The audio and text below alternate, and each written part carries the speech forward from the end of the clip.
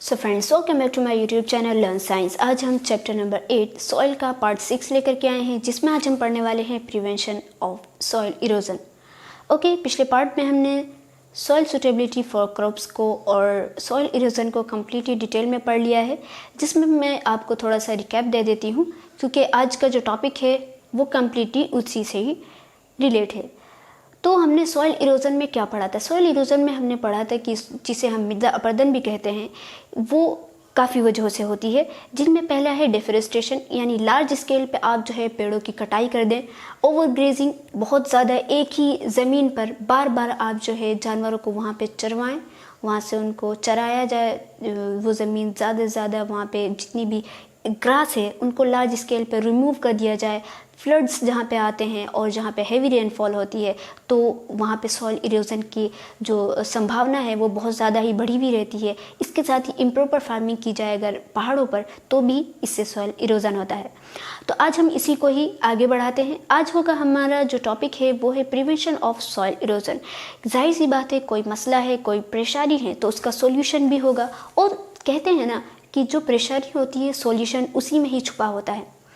अगर आप डिफोरेस्टेशन कर रहे हैं, डिफोरेस्टेशन से सॉइल इरोजन हो रही है, ठीक है, इरोजन हो रहा है, तो आप क्या करिए, आप रिफोरेस्टेशन करिए। आपने लार्ज स्केल पे एक तरफ पेड़ काटे हैं, तो आप दूसरी तरफ लार्ज स्केल पर पेड़ लगा दीजिए, ठीक है। ओवर ग्रेजिंग जहाँ पे हो रही है, जहाँ पे एक ही जगह जानवरों को बार बार चरा करके घासों को रिमूव किया जा रहा है, तो आप क्या करिए, वहाँ पे ओवर ग्रेजिंग को रोक दीजिए। आप जो है रोकिए मत, बल्कि आप जो है एक बार ग्रेज करवा के, एक बार चरवा करके उसको थोड़ी देर, इतनी दिनों तक के इतने उसको टाइम दीजिए ताकि वापस से वहाँ पे उतनी घास आ जाए और आप फिर उसको वहाँ पे ग्रेज करवाइए, ठीक है। जहाँ पे फ्लड्स आते हैं, जहाँ पे हैवी रेनफॉल होती है, तो वहाँ पे आप बांध बनवाइए, जिसे तटबंध कहा जाता है। उनको डैम्स को बनवाया जाए, ताकि जो फ्लड्स हैं वो डायरेक्टली हमारी फर्टाइल सॉइल को ख़त्म ना कर दे, उनको अपने साथ बहा न ले जाएं। इम्प्रॉपर जहाँ पे फार्मिंग की जा रही है वहाँ पे आप प्रॉपर फार्मिंग करें, ठीक है।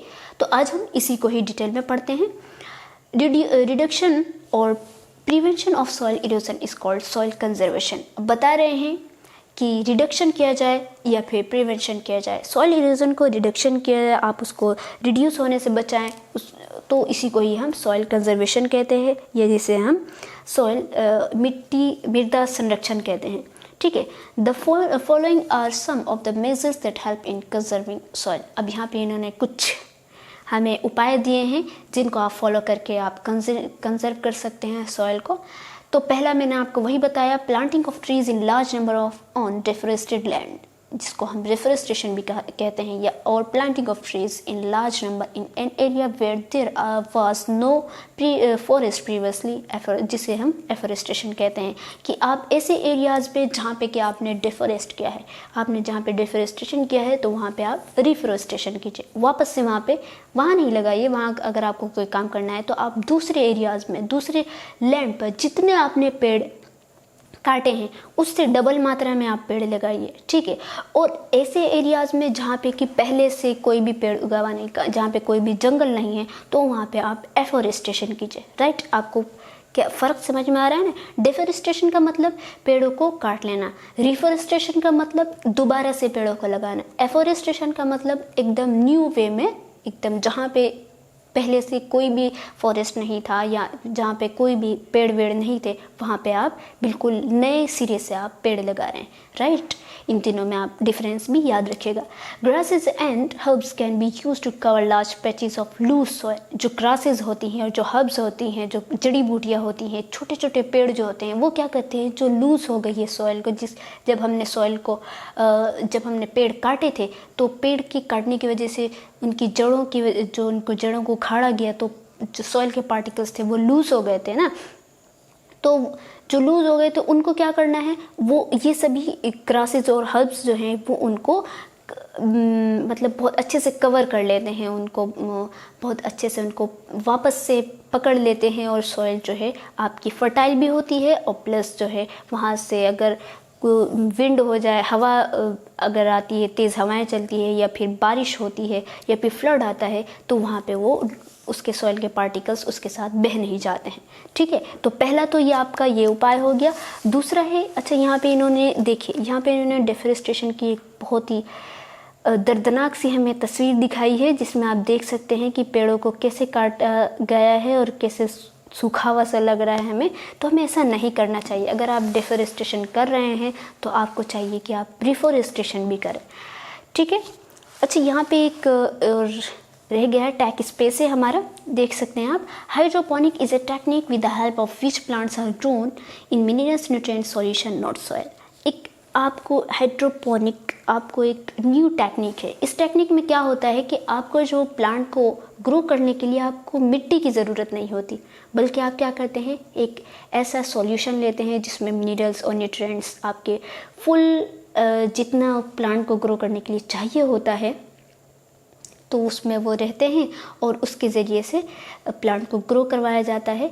मैं आपसे ये उम्मीद करूँगी और मैं आपको ये सजेस्ट भी करूँगी, बल्कि रिकमेंड भी करूँगी कि आप जो है यूट्यूब पे जाइए, यूट्यूब पे देखिए कि हाइड्रोपोनिक जो टेक्निक होती है उसमें कैसे हम खेती करते हैं। खेती नहीं बल्कि उसमें खेती ही बोल सकते हैं आप उसको, खेती भी की जाती है, बल्कि उसमें फूल वगैरह भी बहुत अच्छे से उसकी जो खेती होती है, जो टेक्निक है, ये बहुत ही शानदार टेक्निक है। इसमें आप अपने ऐसे घर में, जिसे हम किचन फार्मिंग भी कहते हैं, ये छतों पे की जाती है। इसमें आप बहुत ही आसानी से जो आपको चाहिए होता है, जिन पौधों को आपको उगाना होता है, आप बहुत आसानी से कर सकते हैं। ठीक है, तो आप गूगल पे भी सर्च कीजिए और जा कर के यूट्यूब पर भी देखिए। राइट, सेकंड जो इन्होंने उपाय बताया वो है over grazing by animals should be avoided. जो एनिमल्स को ओवर ग्रेज करवा रहे थे, आप बार बार एक ही जगह पर उनको ग्रेज करवा रहे थे, उनको चरवा रहे थे, तो आप उसको अवॉइड कीजिए, उससे अवॉइड कीजिए। आप ऐसा नहीं कर सकते, नहीं कीजिए आप। Animals should be move to a different area for grazing after some time. Animals ने एक जगह ग्रेज कर लिया, ज़मीन को जितना चरना था, अगर घास बड़ी हो गई तो चर लिया। अब चाहिए कि उन एनिमल्स को वहाँ जाने से रोक दिया जाए। ठीक है, उनको दूसरी जगह पर ले जाया जाए और वहाँ पे वो ग्रेज कर लें, क्योंकि एनिमल्स को तो ग्रेज करना ज़रूरी है, वरना उनका पेट ही नहीं भरेगा। तो आपको चाहिए कि आप उस जगह पे उनको जाने से रोक दें और आप जो है दूसरी जगह जा कर के उनको ग्रेज करवाएं। तीसरा जो इन्होंने हमें आइडिया दिया है वो है floods can be control to a large extent by building dams. कि आप फ्लड्स को कैसे, फ्लड्स को भी रोकने का तरीका है। उसको रोकने का तरीका क्या है कि आप डैम्स को, है ना, बड़े बड़े बांध बनवाएं और उनको उसके ज़रिए से कंट्रोल किया जा सकता है। जितनी आपको ज़रूरत होगी आप पानी निकलवा लें, जितनी नहीं है तो आप उस डैम्स के ज़रिए से उसको कंट्रोल कर लीजिए। Embankments or mud walls should be constructed around hill slopes or field to stop the flow of water. आप embankment, जिसे हम तटबंध भी कहते हैं या जिन्हें हम mud wall भी कहते हैं, तो उनको जब जहाँ पे हिली एरियाज़ होती है या स्लोपी एरियाज़ जो होते हैं, वहाँ पे क्योंकि वाटर का जो फ्लो है वो बहुत तेज़ी से होता है, तो वहाँ पे आप इनको बनवाएं, इनको रखें और वहाँ पे इनको बनाने से ऐसा होगा कि पानी की जो स्पीड होगी वो थोड़ी रुक जाएगी। ठीक है, और इसके अलावा से जो हम उसमें नदियाँ जो होती हैं ना, जहाँ पे नदियाँ ज़्यादा कटती हैं, नदी के कटाव के भी बारे में आपने सुना होगा, तो वहाँ पे भी हम क्या करते हैं कि हम सीमेंट, नॉट सीमेंट बल्कि हम रेत की बड़ी बड़ी सैंड की बोरियों, सैंड को भर करके बोरियों में हम उनको नदियों के साइड में रख देते हैं। इससे क्या होता है कि नदियाँ जो मिट्टी जो काटती रहती, नदियाँ जो हमारी सॉइल को काटती रहती हैं, वो उसको नहीं काटती हैं। ठीक है, और उन्होंने चौथा जो हमें आइडिया दिया वो ये था कि आप टेरेस फार्मिंग कीजिए। टेरेस फार्मिंग आप देख रहे हैं, यहाँ पे इन्होंने एक शानदार सी तस्वीर दी है, आप देख सकते हैं, ये जिसे हम स्टेप फार्मिंग भी कहते हैं।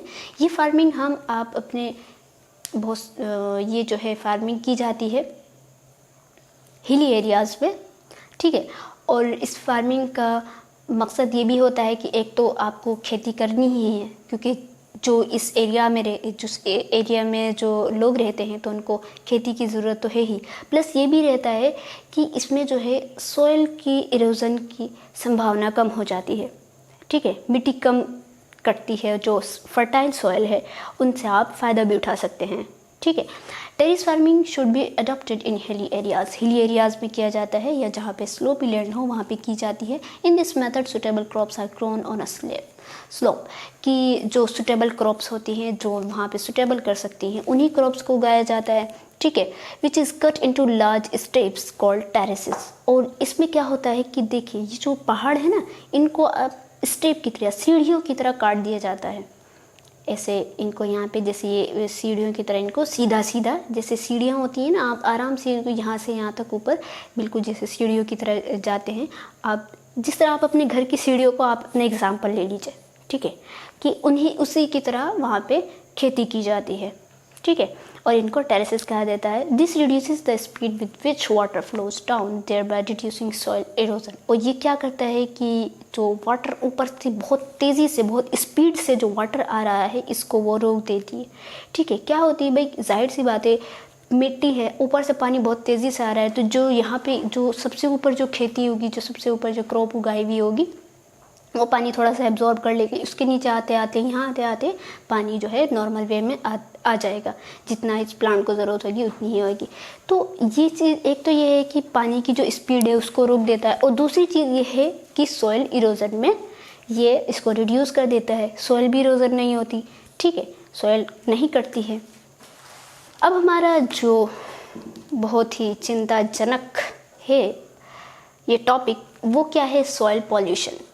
हमने सॉइल की, हम सभी जानते हैं कि सभी लिविंग ऑर्गेनिज्म सॉइल पर डायरेक्टली और इनडायरेक्टली डिपेंडेंट हैं, लेकिन हम ह्यूमंस, नेचुरल जो चीज़ हमें प्रोवाइड करती है, नेचर जो हमें प्रोवाइड करती है, हम उसकी सही से देखभाल नहीं करते हैं, बल्कि हम उसमें उसकी नेचर के जो उसूल हैं उनमें हम टांग अड़ाते रहते हैं। इससे क्या होता है कि फिर नेचर हमसे रिवेंज लेती है, हमसे बदला लेती है। वो बदले में हमें क्या होता है कि हम मर जाते हैं, हमारी एक पूरी नस्ल ख़त्म हो जाती है, या बहुत सारी ऐसी चीज़ें होती हैं जो कि हम इमेजिन भी नहीं कर सकते। तो उनमें सॉइल पॉल्यूशन आता है। सॉइल पॉल्यूशन आपने जिस तरीके से नॉइज़ पॉल्यूशन होता है, वाटर पॉल्यूशन होता है, इसी तरीके से आपका सॉइल पॉल्यूशन भी है। सॉइल को हमने पॉल्यूट कर दिया, हम सॉइल को पॉल्यूट कर रहे हैं। आप सोच सकते हैं कि जो सॉइल पॉल्यूटेड है, उससे जो क्रॉप उग रही है, जो उससे फसल हमारे पास आ रही है, हम उसको खा रहे हैं, तो वो फसल हमारे लिए कितनी ज़्यादा हार्मफुल हो सकती है, ठीक है। तो आइए हम इसको थोड़ा डिटेल में पढ़ लेते हैं। Soil is one of the most valuable natural resources on earth. कि सॉइल जो है, मिट्टी, वो अर्थ के रिसोर्सेज में नेचर ने हमें प्रोवाइड किया है, इसमें सबसे ज़्यादा वैल्यूएबल है, सबसे ज़्यादा इसकी वैल्यू है। अगर सॉइल नहीं होगी तो हमारे पास क्रॉप्स नहीं आएंगे, हमारे पास फसलें नहीं आएंगी, हमारे पास रहने की जगह नहीं होगी। सॉइल नहीं होगी, मिट्टी नहीं होगी, तो आप कहाँ रहेंगे? आसमान में रहेंगे या फिर पानी में रहेंगे? सोचने वाली बात है, ठीक है। तो ये जो है बहुत ही ज़्यादा वैल्यूएबल है, बहुत ही ज़्यादा हमारी लाइफ के लिए वैल्यू रखती है। When it gets polluted by various means including careless human activities, necessary measures must be adopted to control the pollution. जब इसको हम पॉल्यूट कर देते हैं, जब हम इसको ख़राब कर देते हैं, और वो कैसे करते हैं, तो इसमें जाहिर सी बात है ह्यूमन ही ऐसा कर सकते हैं। ह्यूमन की लापरवाही की वजह से, लापरवाही जो एक्टिविटीज़ जो ह्यूमंस करते हैं, तो क्या होगा, इसकी वजह से हमारी लाइफ वो प्रभावित होगी, ठीक है। तो हमें चाहिए कि हम इसको कंट्रोल करने के लिए, सॉइल पॉल्यूट ना हो, हमें कुछ उपाय करने चाहिए इसके लिए। तो अभी हम पहले हम ये कुछ वो कॉजेज़ पढ़ेंगे जो जिनकी वजह से सॉइल जो है वो पॉल्यूट होती है, हम इसको पढ़ेंगे। तो फर्स्ट है हमारी acid rain and acid water from factories, mines and industries. सबसे पहले एसिड रेन की बात है। एसिड रेन भी ह्यूमंस की वजह से होती है। जहाँ पर पॉल्यूशन ज़्यादा होता है, जिस एरिया में एयर पॉल्यूशन बहुत ज़्यादा होता है, तो वहाँ पे एसिड रेन होती है, ठीक है।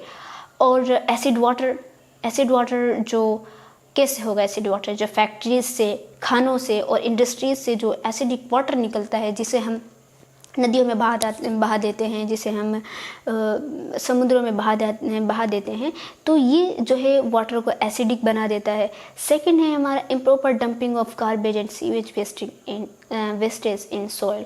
कि इम्प्रॉपर आप जो है कचरे को, कूड़े को आप मिट्टी में इम्प्रॉपर वे में आप जो है उसको दबाए जा रहे हैं। तो वो जो ऐसा वेस्ट, जो ऐसा गार्बेज जो कि डिस्पोज नहीं होने वाला है, तो बताइए वो कहाँ जाएगा? वो मिट्टी में रहेगा, मिट्टी को पॉल्यूट करेगा। Excessive use of pesticides and fertilisers which get accumulated in soil. आप जो है पेस्टिसाइड्स का, उल्टी सीधी दवाइयों का, या जो मच्छरों को मारने के लिए या और भी कीड़े मकोड़ों को मारने के लिए फर्टिलाइजर्स को, खाद का, आप केमिकल्स का इतना यूज़ कर रहे हैं, और ये सभी जो है सॉइल को उसमें मिलती है और उसको पॉल्यूट करती है। Waste materials such as plastics, metals which do not decay easily. ऐसे मटेरियल्स जिनको कि आपको यूज़ नहीं करना चाहिए, जैसे कि प्लास्टिक्स हो गया, अभी हमारे इंडिया में इसको बैन भी किया था, लेकिन अफसोस फिर वापस से सभी इसका यूज़ करने लगे। इसके अलावा मेटल्स हो गए, वैसे मेटल्स जो कि आराम से आसानी से डिके नहीं हो सकते, डिकम्पोज नहीं हो सकते, ये सभी चीज़ें सॉइल को पॉल्यूट करती हैं।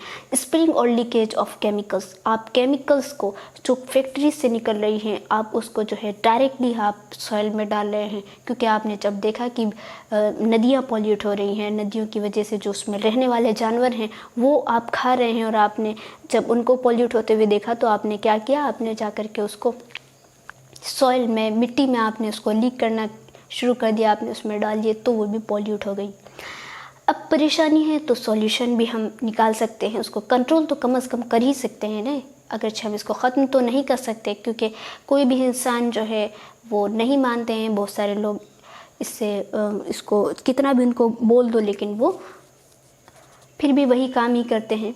तो लेकिन हम अपने इंडिविजुअल वे पर, हम एक इंसान भी अगर कोई बदलाव लाना चाहता है तो भी थोड़ी बहुत बदलाव ज़रूर आता है।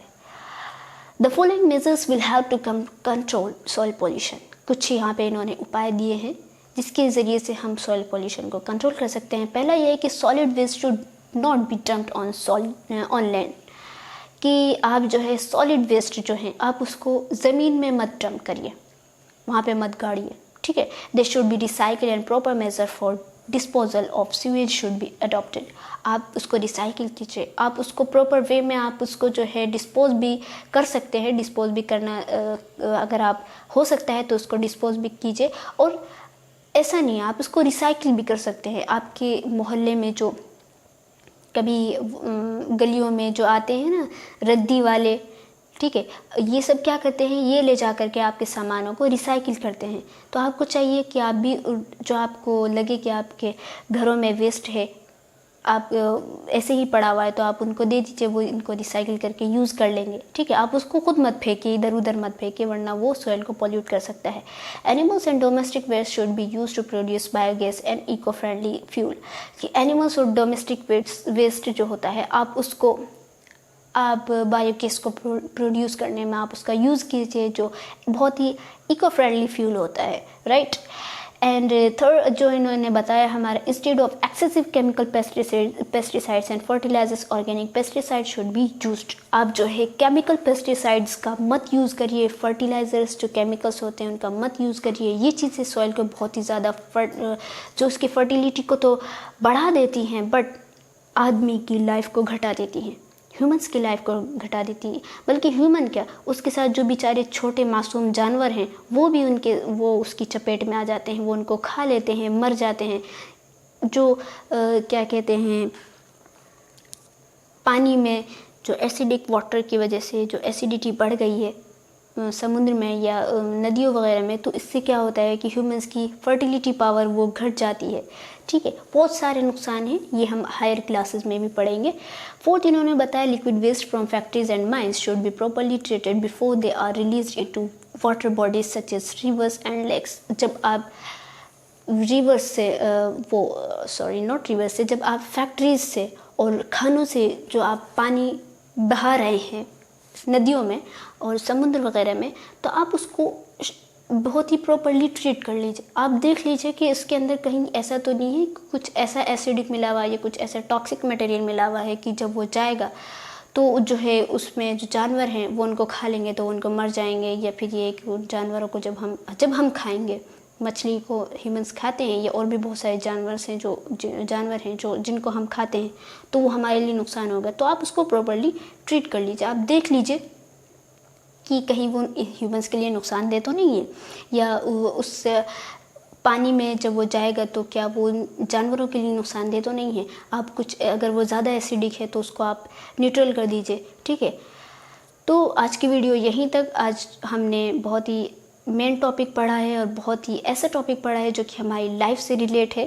तो आप सभी को चाहिए कि आप इंडिविजुअल वे पर सॉइल पोल्यूशन को, एयर पोल्यूशन को, नॉइज़ पोल्यूशन को और भी जितने भी पोल्यूशन हैं आप उनको रोकने की कोशिश कीजिए, ठीक है। वाटर को वेस्ट मत कीजिए। तो मिलते हैं अगली वीडियो में। अगर आप हमारे चैनल पर न्यू हैं तो हमारे चैनल को सब्सक्राइब कीजिए, वीडियो को लाइक कीजिए, आपको ज़रूर पसंद आएगी। और हाँ, मैं अगली वीडियो में आपसे मिलूँगी इंशाल्लाह एक्सरसाइज प्लस क्वेश्चन आंसर के साथ। तो मैं आपसे ये उम्मीद करूँगी कि आप जो है खुद ही, हमने चैप्टर बहुत अच्छे से पढ़ा है तो खुद ही एक्सरसाइज को सॉल्व करके क्वेश्चन के आंसर्स को खुद ही निकालने की कोशिश कीजिए, खुद ही उनके आंसर्स देने की कोशिश कीजिए।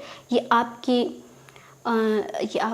जो मेंटलिटी आईक्यू है, जो आपका आईक्यू है उसको बढ़ाने में भी मदद करेगा और प्लस आपका खुद का भी कॉन्फिडेंस, वो बहुत ही कॉन्फिडेंस बढ़ेगा, ठीक है।